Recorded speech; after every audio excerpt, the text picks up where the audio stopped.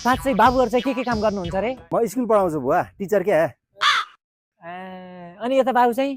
म त tipper driver हो, हरन बजाउँदै घुम्दै मोडेर। अनि बाबुहरु बीच त आकाश पातलको फरक भयो नि त। के आकाश पातलको फरक नि? यो स्कुल पढाउने गुरु, म टडक चलाउने गुरु। गुरु त गुरु नै हो म पनि। त्यसो पनि हुन्छ, रेस्पेक्टमा फरक छ नि। गुरु नमस्ते। देखिस, मलाई टाढोबाट मान्छेले चिनेर रेस्पेक्ट गरेर नमस्कार गर्छन्। एकछिन उता हेर त। त्यो मेरो खले भाइ हो। यसलाई गाडी चलाउन मैले सिकाएको, मलाई नमस्ते गुरु भने अहिले गुरु भाइ। गुरु थापौँ अलिकति। बुवा ए छोरी आऊ, तिमीलाई नै हेर्न आउनु भएको छ उहाँहरु।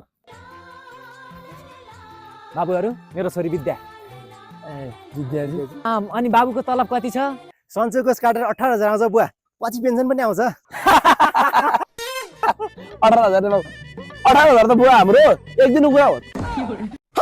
तीन बालुवा जोलाहरुको ल्याएर यहाँ भक्तपुरमा झार्यो भने एकै दिनमा आउँछ हैन काइला? बाइ द वे एउटा कुरा सोधु। सुन्नुस् न विद्याजी, यो कार कसको हो? यो त मेरो खले भाइको हो। प्रगति गरायो भाइ। अनि तपाईको चाहिँ छैन?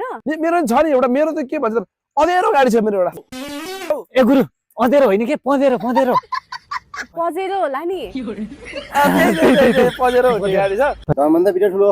अब हामी के डिस्कस गरिरहनु हैन? विद्याजीले सोधौँ न, धन ठुलो कि विद्या ठुलो भनेर। ल विद्याजी तपाईले भनिदिनु पर्यो, धन ठुलो कि विद्या ठुलो? अहिलेको यो वैज्ञानिक युगमा एजुकेसन त अक्सिजन भन्दा पनि इम्पोर्टेन्ट कुरा हो। साइन्स, टेक्नोलोजी, तपाईले चलाउने टिप्पर, यो सबै विद्याकै कारणले त डेभलप भएको हो नि। विद्या त नभई नहुने कुरा हो। त्यसैले म चाहिँ के रोज्छु भने धन धन। ल विद्याजीले धन ठुलो भन्नुभयो हैन? आउनु त सँग गएर टिप हान्नु पर्यो नि अबदेखि त हैन? आउनु त राम्रोसँग पढाउँछ। हस् त बुवा धन्यवाद है। ल